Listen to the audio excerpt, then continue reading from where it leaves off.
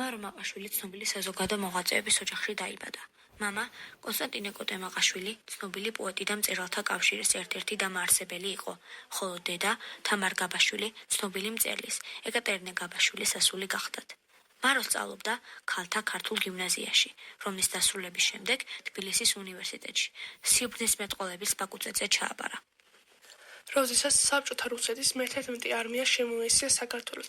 ქართული უნივერსიტეტის ლექტორმა ბატონმა ივანე ჯავახიშვილმა სიტყვით მიმართა სტუდენტებს. სამშობლოს დასაცავად მოაუწოდათ მათ. მაშინ დაირაზმა მთელი ქართული ახალგაზრდობა. სტუდენტებს არც გიმნაზიელები ჩამორჩენიათ. მათ შეუქმნიათ ასეული, მათ შორის ერთ-ერთი პირველთაგანი იყო შალვა მაყაშვილი, მაროს ძმა. მშობლების წინააღმდეგობის მიუხედავად 19 წლის მარომაც ფრონტზე მოხალისედ წასვლა გადაწყვიტა. მასთან ერთად მოხალისეებად წავიდნენ ქეთო ჯაფარიძე, სუსანა ღამბაშიძე, სოფიო ჭელაშვილი, ნათელა ერისთავი და სხვა. 17 თებერვალს ისინი წითელ ჯვარში ჩაეწერენ მოწყალების დებად და ისე შეუერთდნენ კოჯორისკენ მიმავალ სანიტარულ რაზმს, სადაც უკვე გააფთრებით იბრძოდნენ ქართველები დამოუკიდებელი საქართველოსთვის.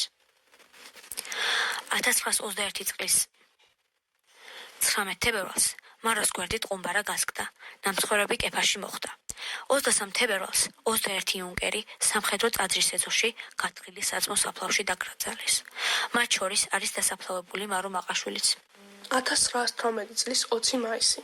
მინდა საზღვარგარეთ ძალიან და ძალიან წავიდე უსათუოდ. სწავლის შემდეგ ერთ წელიწადს ვიმუშავებ. მოვაგროვებ ფულს და გავუადვილებ ჩემს მშობლებს ამით. ძალიან მინდა პარიზსა და იტალიაში, ნუ თუ რამე შემიშლის ხელი. 17 ენკენის თვე. თუ გავთხოვდები ჩემი ქმრის კისერზე, არახსის არ ვიქნები. ჩემთვის ვიმუშავებ და ჩემთვის ფულს შევიძენ. რა სამართალია სხვის ამაგით ცხოვრება. მე მაგის წინააღმდეგი ვარ. 10 ოქტომბერი 1918 წელი. წერილი მამას. საყვარელო მამა, მე ჯერჯერობით კარგად ვარ. სულ ერთი პოზიციისგან 112 ვერსზე ვართ. მეორისგან 5 თუ 7-ზე. ტერი ჯერ შორს არის. ძალიან სხებენ ჩვენები.